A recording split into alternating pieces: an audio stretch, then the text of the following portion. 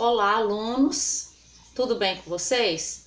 Eu sou a Alessandra, sou professora de Química e hoje nós vamos estar falando sobre os hidrocarbonetos e a presença desses compostos no nosso dia a dia. Os hidrocarbonetos, eles são compostos orgânicos formados por carbono e hidrogênio. Podemos observar aqui pela figura, né? Todos os compostos aqui, apesar de ter cadeias diferentes, eles só têm carbono e hidrogênio. Então, todos aqui são exemplos de hidrocarbonetos. Esses hidrocarbonetos, de acordo com o tipo de cadeia e com o tipo de ligação entre os carbonos, eles podem ser classificados em algumas classes.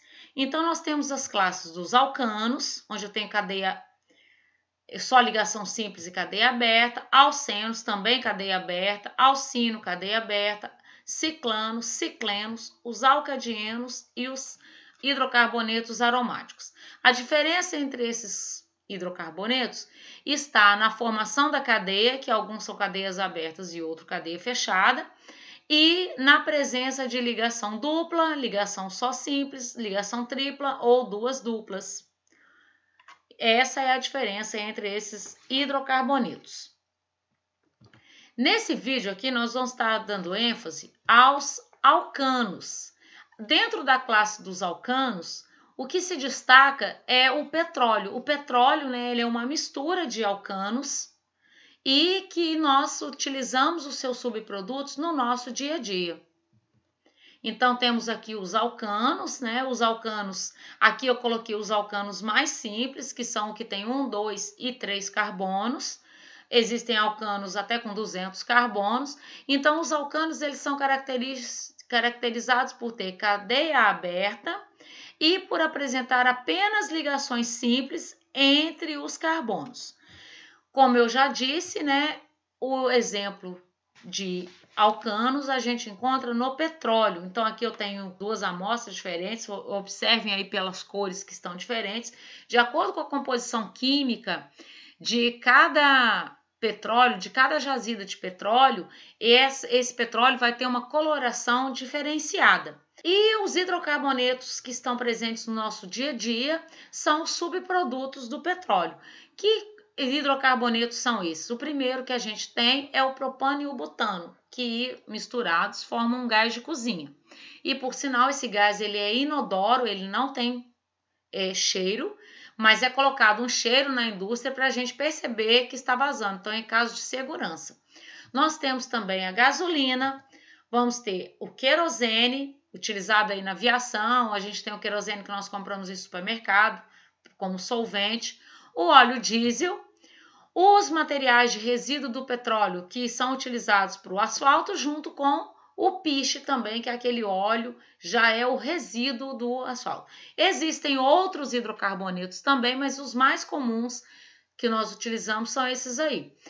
Temos também os plásticos, que são derivados de petróleo, não são subprodutos. E onde, né, que se encontra o petróleo? O petróleo ele pode ser encontrado em jazidas terrestres.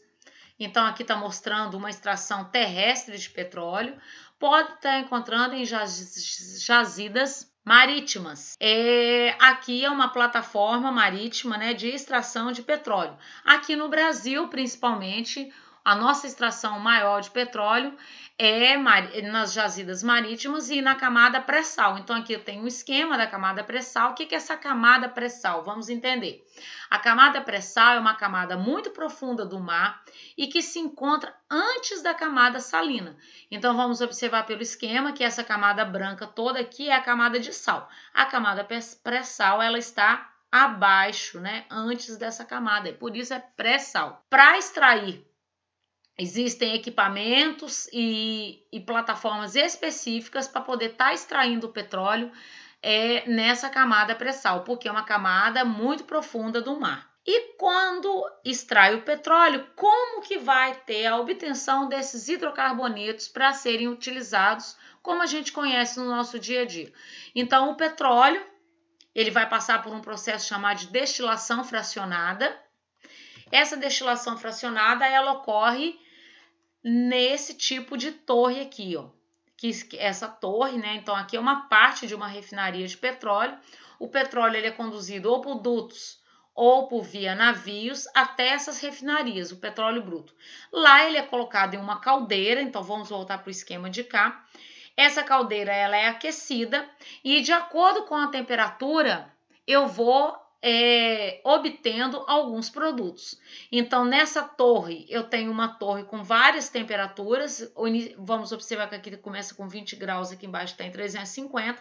De acordo com a temperatura vai tendo a obtenção de hidrocarbonetos diferentes. Então, por exemplo, o propano e o butano, que são os gases de cozinha, com 20 graus de aquecimento do petróleo já se obtém esse gás. E assim vai subindo, ó, 70 para os solventes químicos, 140 graus aqui mais ou menos para a obtenção da gasolina, 190 do querosene, 270 do óleo diesel e assim vai. E lá no final vai ficar um resíduo. Esse resíduo é utilizado para o asfalto, então é aquele material para o asfalto e o piche, que é aquele material mais grudento. Além desses hidrocarbonetos alcanos que a gente utiliza, também podemos obter do petróleo os hidrocarbonetos aromáticos. É isso aí, alunos. Espero que vocês tenham gostado, que vocês tenham entendido, que tenham visto, né, que muitos desses compostos hidrocarbonetos nós utilizamos no nosso dia a dia, usamos na nossa casa. E quem gostou, curte o vídeo, dá um like, dá um joinha e se inscreve no canal. Até a próxima, meninos!